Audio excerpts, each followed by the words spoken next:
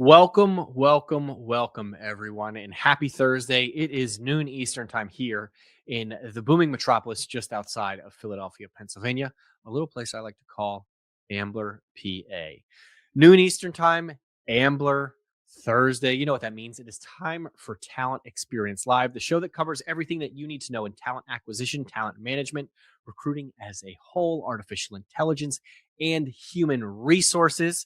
This program is proudly brought to you by the good folks here at Phenom, whose purpose is to help 1 billion find the right work. That is why we exist. That is why we have a slew of webinars that are coming up, including the HR Innovation Showcase coming up in just a few short weeks on the 22nd. While we have another fantastic podcast with Cliff Yerkowitz. He just dropped an episode with Jane and Alan. Their last names escape me at the moment. Should have taken better notes, but it's all right. It's more of a call to action for you to go check it out. We just wrapped up I Am Phenom. Of course, if you missed it, don't worry. The Innovation Showcase will cover everything in the future. And I know helping a billion is wonderful. But how do we do that? Through podcast, webinars, and events. The truth is we don't. We do it through our Applied Intelligence Talent Experience platform, which helps candidates find the right fit faster, employees evolve in their current roles and beyond, recruiters achieve next level productivity and efficiency, and managers get to build better teams through data analytics and automation. So if any of that interests you, just the slightest bit, don't walk to phenom.com to learn more. At the top, you'll see a little banner. It's blue. It says April 22nd, the HR Innovation Showcase. Throw that a register. Tell them Devin sent you. I'll appreciate it. They'll appreciate it. And I promise that you will learn something and maybe even laugh a time or two. But that does it for the bills. We have checked all of the boxes. We are ready to jump into today's episode, which is all around self-service. I had the pleasure of sitting down with Pooja on our product marketing team to chat a little bit about some of the roadblocks when it comes to technology, specifically some of the challenges that HR ops teams are having when folks either join the organization, leave the organization, permissions aren't granted, they are susceptible to compliance challenges. We talked about AI and how that is sometimes a fear factor for individuals, why they should rest assured when using Phenom. We talked about all of the intricacies. And at the end of the day, it is all about putting productivity back into the hands of you, the talent acquisition team, removing those roadblocks, allowing you to get back to the moments that matter and spending less time submitting tickets and trying to identify challenges or rectify challenges because a lot of times you can do them on your own. So it's a great episode. Pooja is very well informed. She's only been here for less than a year, but it feels like she's been here as long as I have. And I've been here for a dog year, 7. But without any further hesitation, let's jump right into the conversation with Pooja. Like I said, it is a pleasure. Here she is. Pooja, welcome to Talent Experience Live. It is a pleasure to have you on. I know we've talked about it for a couple weeks. First things first, I want to ask you, could you introduce yourself to the audience a little bit? Tell them what you do here at Phenom. So I'm Pooja Tamina, and I work as the product marketing manager here at Phenom, and it's been 8 solid months already here. Yeah. Awesome. We're happy to have you. 8 months. It feels like you've been here for years because you've really ingrained yourself, into HR, into our solution and everything across the board. So I want to ask you, today's topic is all around self-service. It is, I think, growing a lot of momentum over the past few years because folks don't have the time to wait around to submit tickets and things like that. So could you tell me what exactly is going on with self-service in the industry at this moment? So here's the stat that should make everyone in the HR tech comfortable, and I think including us, because Gartner just told us that 61% of HR leaders are in advanced stages of rolling out generative AI. That number was just 19% 2 years ago. The momentum is genuinely historic. But in the same breath, 88% of those same leaders say that they have not seen real business value from the tech investments yet. So you have the most aggressive period of HR technology adoption we've ever seen, running in parallel with the most widespread sense of disappointment about outcomes. And when you sit with that paradox, one question becomes unavoidable, that what is is actually getting in the way? The answer is, when you dig into it, it's self service. And to be more specific, it is the absence of self service in the administrative and operational layer of HR tech. And I want to be precise about what I mean, because the word self service has been so stretched in this industry that it's almost lost its meaning. Every vendor has it on their website. Every demo makes it look like the HR teams have full control. But what Gartner also found is that 41% of employees are actively working around their formal tech processes right now. And 38% built their own unofficial processes from scratch because the system couldn't serve them. These are the people who were told they had self service. That is the gap. Having a login is not the same as having control. The administrative and operational layer of most HR tech environments, the layer that actually determines whether your team has control over the platform or if they're depending on the IT and the support tickets, is missing in a lot of organizations. And when that layer is broken, it doesn't matter how advanced your AI is or how impressive the platform looked in the demo. Yeah. The value doesn't land because the people responsible for making it work every day are stuck waiting on someone else to fix things that have to be in their own hands. So that is what the 88% is really telling us, and that is why Phenom built the HRIT experience for. No, that makes sense, and I think there is that desire for self service, right? It comes with every aspect, I think, of life now. How many times have we, called for customer service help or something like that and got directed to a phone tree where it's like, hey, I really just want to talk to a person because I know this is a simple challenge.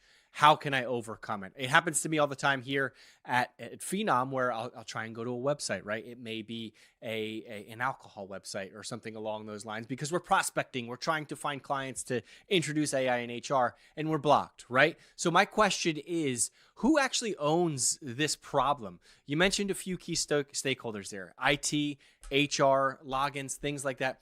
Who can sort of resolve these issues and maybe lower that number of 88% that you had mentioned? So right now, it's nobody, and the reason is very structural. So here's what the triangle looks like inside most organizations. HR ops notices something is broken, a credential that's need, a routing or a form that needs an update or an SSO configuration that's throwing errors.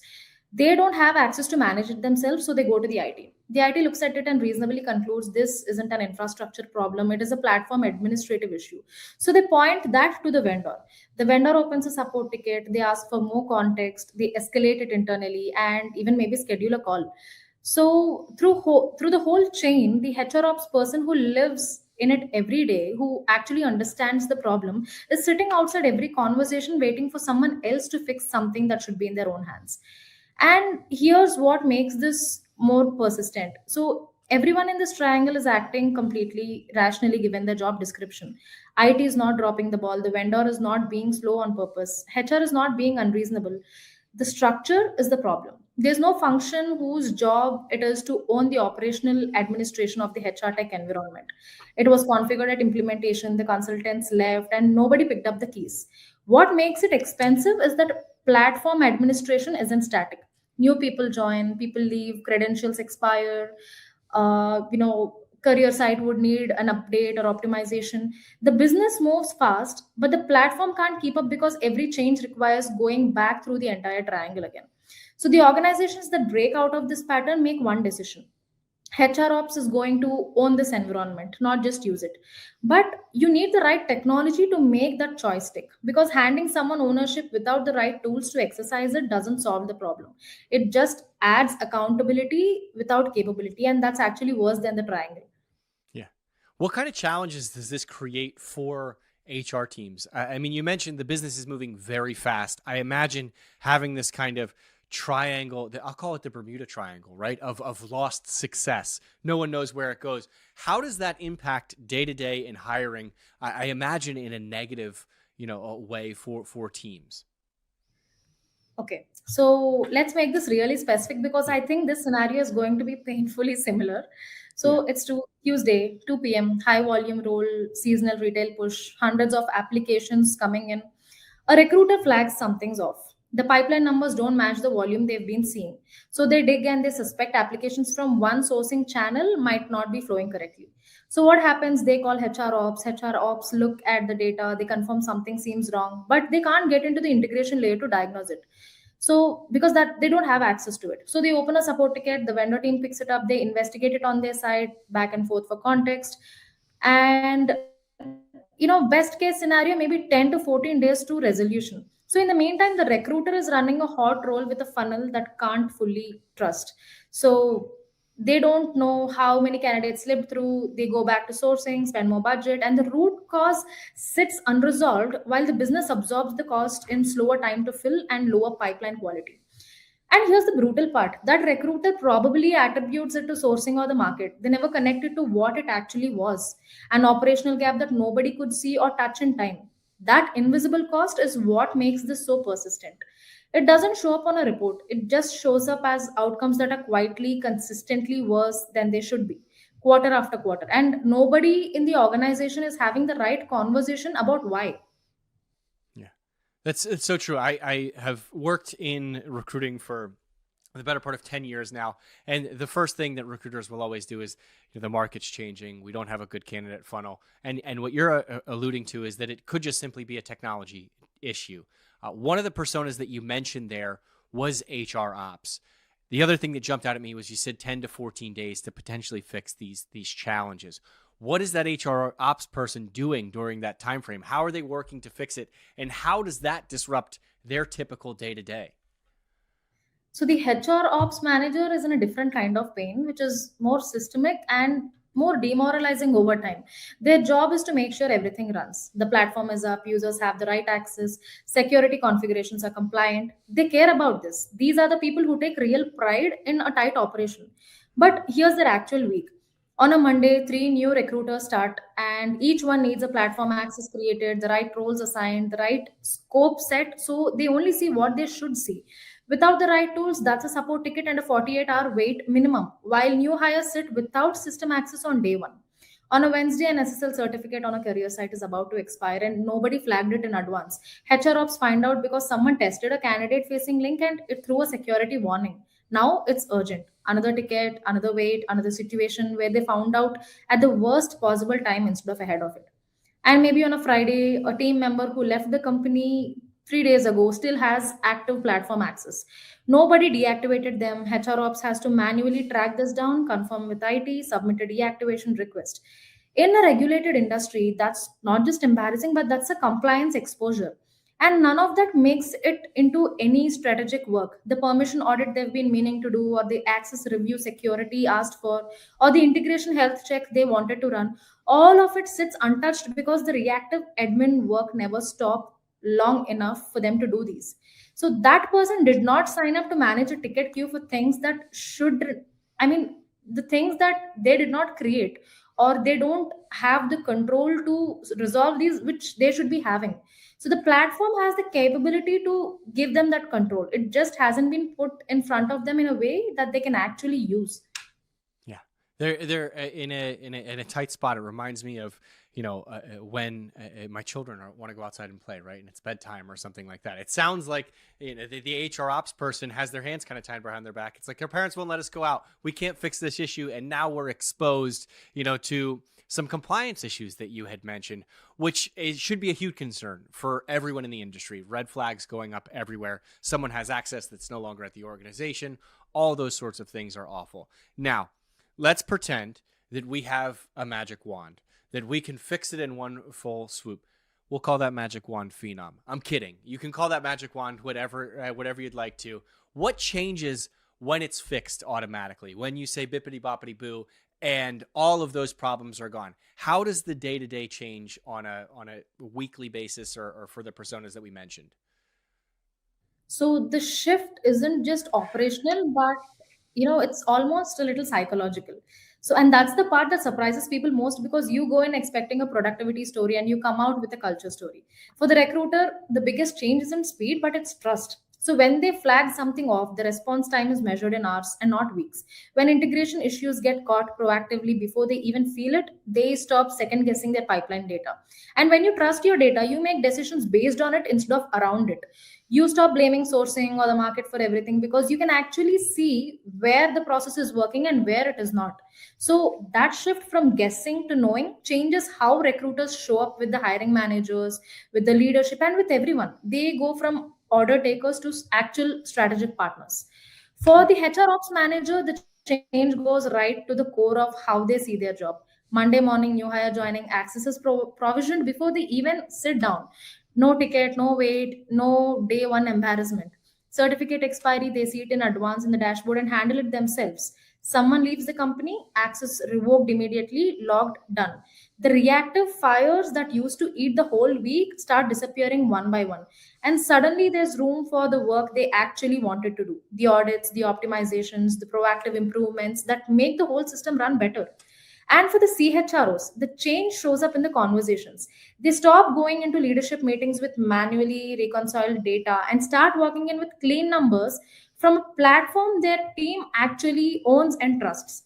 HR stops being the function that manages problems and start being the function that drives outcomes. The technology is the enabler here, but what people describe when they talk about this shift isn't that, the product is great.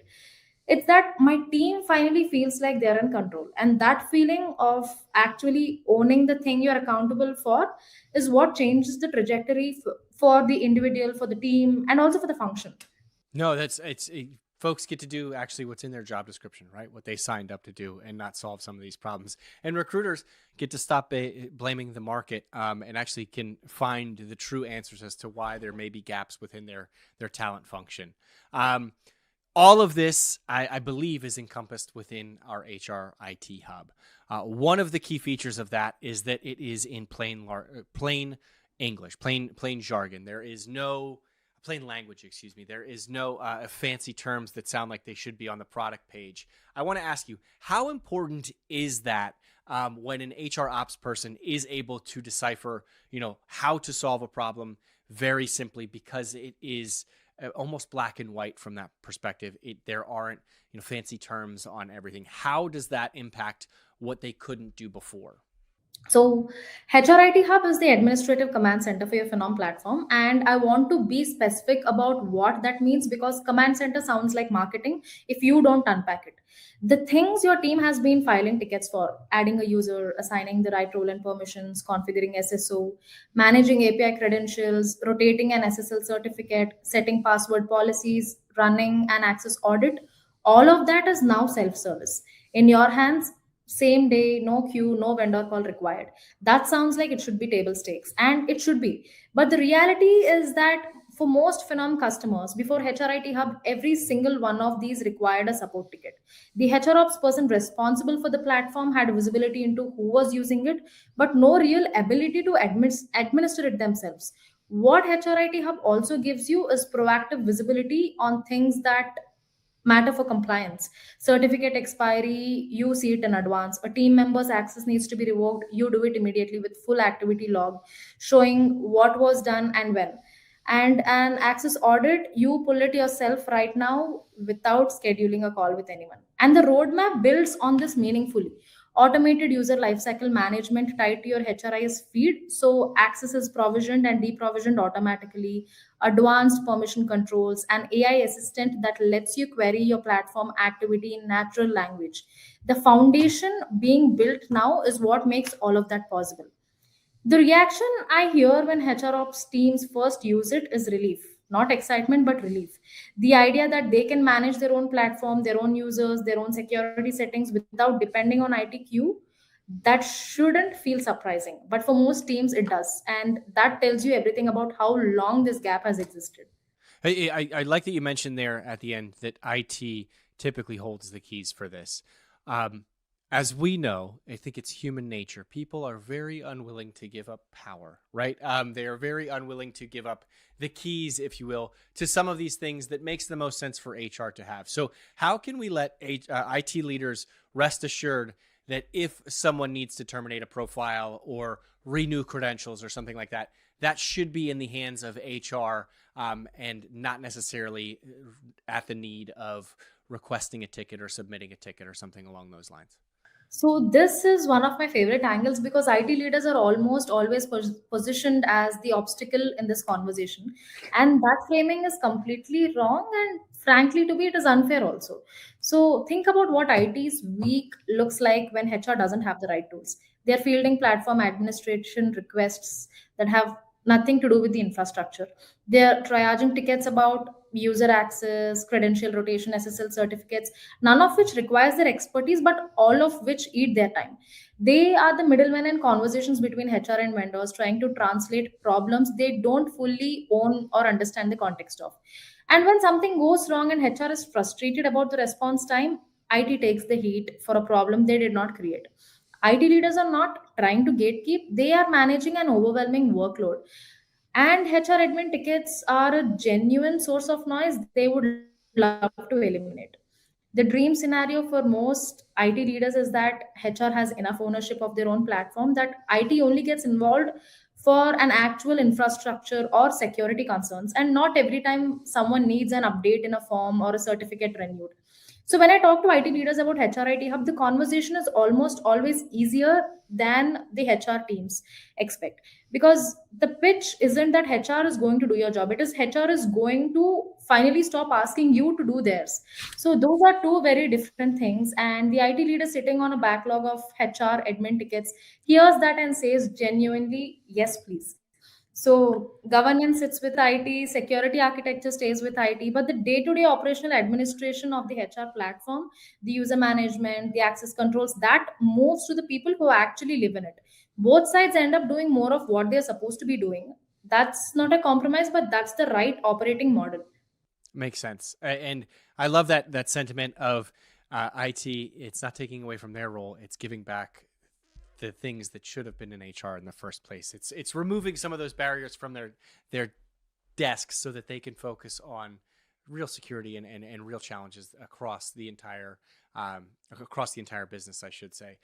What about the folks? Because I'm sure there's some listening right now, watching on LinkedIn, that say, my core HRIS already has self-service. This is nothing new. We've had self-service for years. It hasn't, relieved any of these challenges or any of this stress. What do you say to those sorts of folks without necessarily being overly negative? We want to stay as positive as we can on this program. Yeah. So I genuinely mean it as a compliment before I make the distinction. Mm-hmm. So core HRIS platforms were built to solve a specific and critically important problem, which is managing the complexity of an organization's people data at scale. Org structure, compensation, compliance, benefits, payroll, the transactional backbone of HR. And they do it extraordinarily well. The investment that has gone into making those systems reliable, secure, and globally compliant is enormous, and nobody should be dismissing that. The distinction is architectural.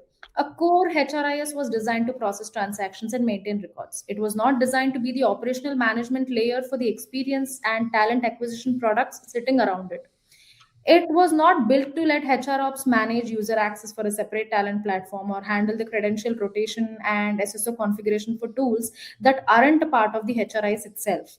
So, what we constantly see in organizations running their core HRIS as the backbone correctly, and then the ecosystem of talent and experience product around it has no unified administrative home. So, every product has its own admin process, every change request goes to a different queue, and HROps is left juggling multiple systems with no single place to manage the operational layer across all of them. HRIT Hub doesn't replace the HRIS, it manages the Phenom layer that sits alongside it. And it works with Workday, SAP, Oracle, UKG, whatever the system of record is. The question isn't, does your HRIS have self service? The question is, can your HR ops person manage everything in your Phenom environment today without depending on anyone else? For most organization, the honest answer is no, and that's the gap. No, that makes sense. They shouldn't have to rely on individuals. And this isn't the circus. They're already juggling enough. We don't need to throw more in there because juggling's not fun for anyone involved. But I love that analogy. I want to ask you. Obviously, we can talk about how wonderful this whole thing is, all the bells and whistles, how it makes everyone's life easier. At some point, there's going to have to be a business case made to either the VP of HR or the CHRO. What is one way to position all of the technology that we talked about today in a way that makes sense for some of those executives who may not be ingrained with the day to day, as we mentioned. They don't understand the intricacies. What sort of conversation or bullet points do you need to bring into that conversation to make a business case? So the CHRO conversation requires a completely different frame because a CHRO isn't buying a tool, they're buying an outcome. And the outcome they're accountable for to the CEO or to the board or to the CFO in the next budget cycle is talent velocity and operational efficiency at scale. So the business case doesn't start with here's what the product does, it starts with here's where your organization is bleeding right now. And in most organizations, there are three places that bleed: the HR ops function spending a disproportionate share of its capacity on reactive admin work, tickets, credential management, access requests, instead of strategic initiatives. And the compliance layer, where the access isn't being managed tightly, certificates are expiring unnoticed, and audit trails aren't clean enough to satisfy the questions legal or security will eventually ask. And the platform ROI itself, because when HR ops can't move without filing a ticket, every platform investment depreciates faster than it should.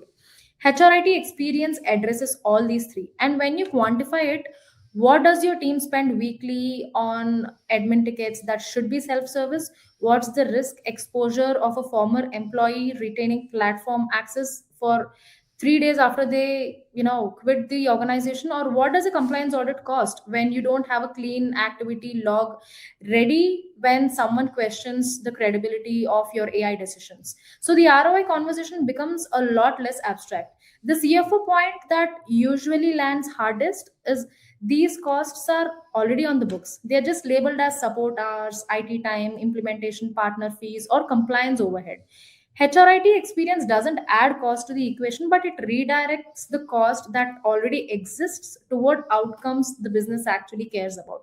That's Yeah. a very different conversation than we need budget for another tool. Yeah.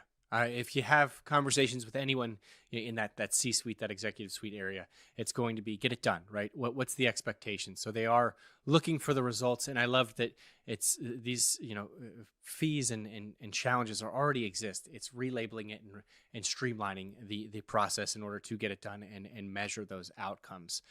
We talked about a lot of different tools today: HRIT Hub, Phenom Forms, APMs.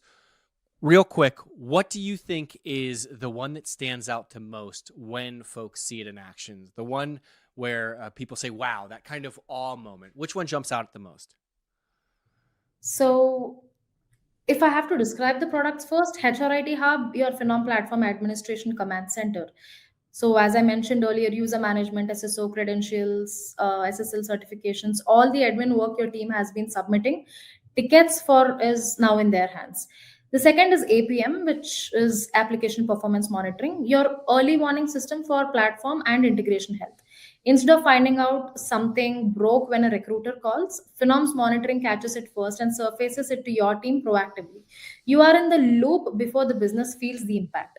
AppTrail is your audit and compliance layer where every user action on your platform, every CRM action taken against a candidate, every AI recommendation a recruiter received, and how they responded to it, logged, time stamped, attributable. When legal asks questions or OFCCP comes knocking, you have the record. You don't have to manually bridge all the trials that happened across all your disconnected systems, but you have the OFCCP ready reports available that you can export. And Phenom Forms is, if I have to honestly describe it, for customers on hosted apply, there's a direct access to apply config. You update field labels, set mandatory fields or optional, manage translations, control default values yourself right now, and there's no ticket required for it. For more complex form builds, you are not doing it alone, but you're not waiting on the IT either to build the whole thing from scratch. It gets done fast, the right way, with the right people. So these are the four products we have within HRIT experience. And the most, the product that surprises people the most is, I think, APM, because usually a recruiter gets to know something is not working when a candidate calls them up and asks why he's not able to apply, or when a hiring manager asks why a job role is still open 3 weeks later. And that is when the recruiter gets to know. He directs it to the HR ops, and they direct to the IT. So by the time the IT realize that something has actually been broken, they do they spend hours troubleshooting the issue, and by the time they come up with the solution, the damage has already been done. So with APM, the customers are able to avoid that. So Regions Bank, I think in the last 12 months, 102 proactive alerts were raised, out of which 96 of them resolved automatically, and 6 of them required any action from them at all.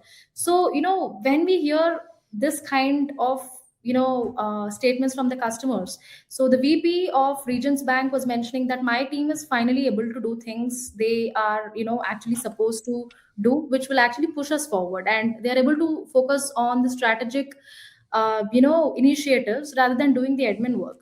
So I think APM is something that is drawing so much attention from the customers because it is actually helping them. Yeah.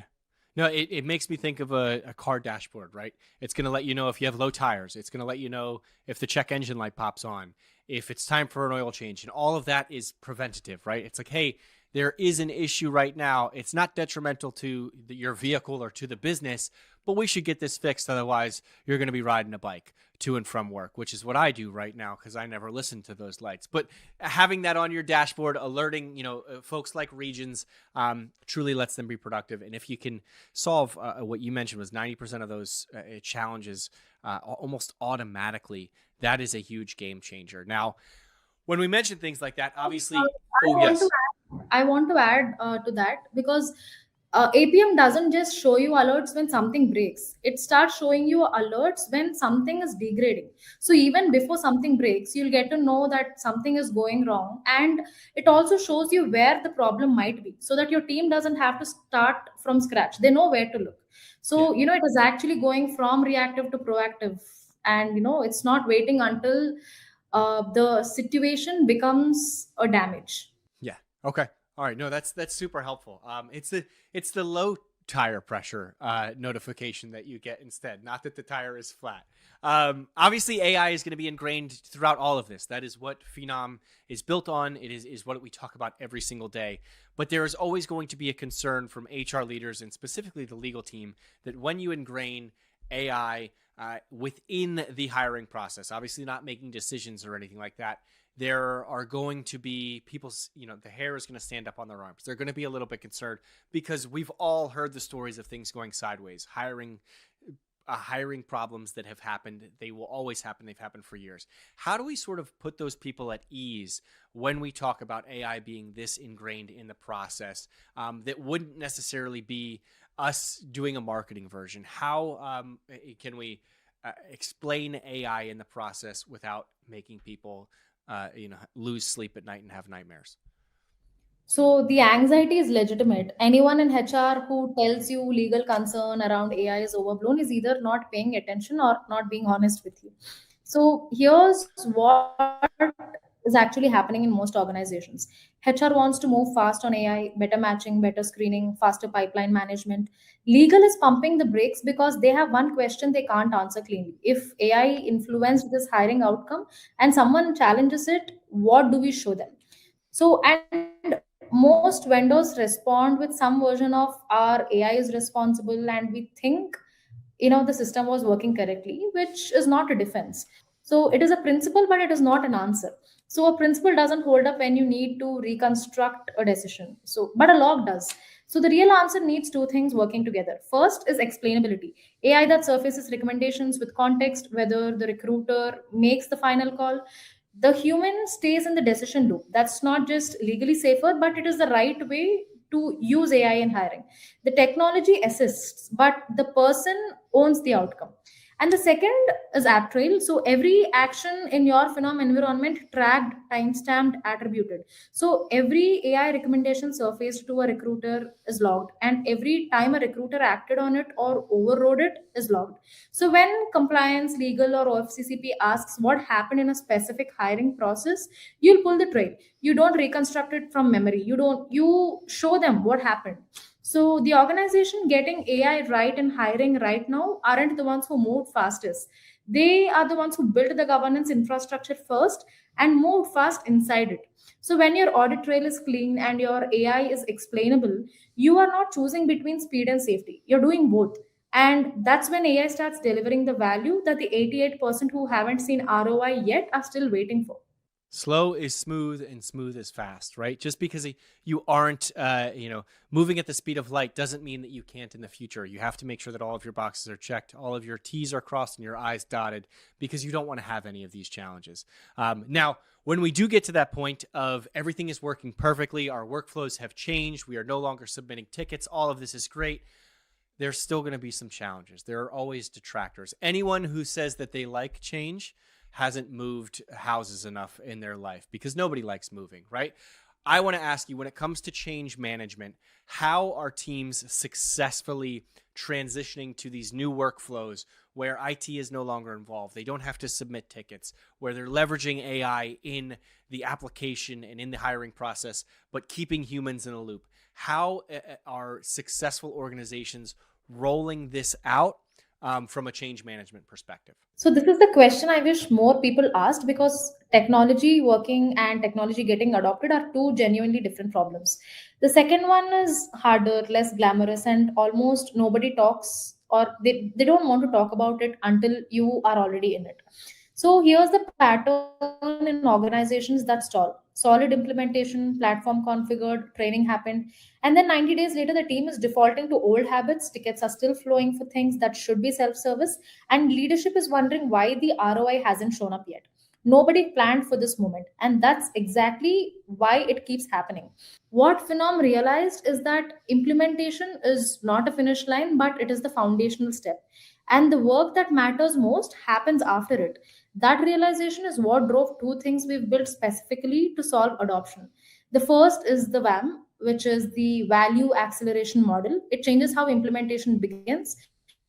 Before your first kickoff call, Phenom arrives already knowing your hiring environment, your roles, your ATS, your integration ecosystem, your workforce patterns. So the platform is pre-configured to your context using industry-specific best practices from hundreds of implementations. You are not starting from scratch. You're starting from, this is what organizations like yours do. Here's what we'd recommend. So the back and forth discovery cycles that used to eat months compressed into weeks. So customers are reaching, meaningful value at week 13, instead of the 30, 60, 90 days adoption plan. The implementation starts happening from day one. The second phenomena has come up with is the AI boot camps, and these are specifically designed for teams that are already live and want to expand faster. So a boot camp takes a specific pain point your team is living right now, and they turn it into a working deployed solution in days. So it is not a roadmap, it is a real output in your environment with your data. So the team that walked in with a problem walks out with a solved problem and the muscle memory of having built it together. So Air Arabia went live in 14 weeks using the VAM. So, 342 hires in phase one, candidate net promoter score of 78.7, and recruiters back to standard working day after years of manually screening 67,000 applications a year. And that's not a technology story, that's an adoption story. So the platform enabled it, but the structure around the platform is what made it stick. The organizations getting this right aren't leaving adoption to chance. They're building it in front from the start, and Phenom is building the infrastructure to make that the default and not the exception. Awesome. I know you mentioned the AI boot camps. Some of those successes are great. It reminds me of a good old fashioned here in the States driver's ed class, right? Where you are learning how to drive behind the wheel of a car. It is not a simulation. It is nothing like that. That way you understand the situations, the scenarios, and you can always recall back to them, especially as you're implementing this technology. That is wonderful. It's not like you're submitting a ticket and then it's done and you don't know how it happened if you have any of these challenges. I think that's the crux of what this whole conversation is about, right? It is self-service. It is enabling individuals to solve some of the challenges that they've had, whether that be turn off access to something or fix a problem, so that they are enabled and empowered to find success in the future. Pooja, I want to ask you before we go, is there anything that I may have missed asking you, anything that you wanted to send the audience at home with before we hop off here today? So do the audit. So, don't keep assuming things, but do the audit this week. Take 90 minutes and map out every place your HR ops team files a ticket for something that should be in their own hands. Every time they wait on an IT for a user to be onboarded, or for all the things that we've discussed so far, put it on a whiteboard and add up how many times that happened last month and multiply by 12. So that number in ours, in compliance exposure, in strategic capacity, that went to reactive admin work instead of actual work, that is your business case, not in theory, in your organization with your data. So most teams have never made that explicit. So when they do, the number is almost always bigger than expected, and suddenly you are not asking for budget for a new tool. You're showing leadership a cost that already exists on the books and a direct path to redirect it. And here's the shift that happens on the other side of that investment. The HR ops person who spent their weeks chasing ticket resolutions starts spending it, building, running permission audits proactively, catching integration issues, before the business feels it, or before the candidates could, recognize the damage. So the recruiter who second guessed their pipeline data starts trusting it and make decisions based on it instead of around it. The CHRO who walked into leadership meetings with manually reconciled spreadsheets starts walking in with clean real-time data. That shift from a team that manages a system to a team that runs one and changes how HR shows up in the organization. It's not just a support function, but it is a strategic one. That is what the whole HR team would establish in the organization. So once you do the whole thing, once you map out everything, then you come and talk to us. Not to get sold to, but to see whether what we just talked about actually maps to what you found in your audit. Because when it does, that conversation moves fast. And once your HR ops team has experienced owning their own platform, provisioning a user themselves, and all these things, you will never go back. The bar shifts permanently, and that shift is available right now. Awesome. Thank you so much, Pooja. I appreciate your time. Can't wait to have you on again in the future. We can talk about some of these, self-service, really successes. Maybe we'll get a customer on or something like that as well. But it has been a pleasure. I know it is late there, so I'll let you go. But I can't wait to have another conversation with you soon. Thank you so much. Thank you, Dev. All right. Bye. Bye. Thank you all so much for joining. I truly appreciate you taking the time today. I can't wait to see you next week. I don't know if I'm allowed to talk about it because it's not out yet, but I know next week I'm going to have a very special guest, the John King himself, Mike DeMarco, and we're going to talk about Soha. If you don't know what Soha is, don't worry. You will learn shortly. And no, we are not talking about the trendy neighborhood just south of Houston in Manhattan. We are talking about the state of hiring automation. It is a report that is coming out.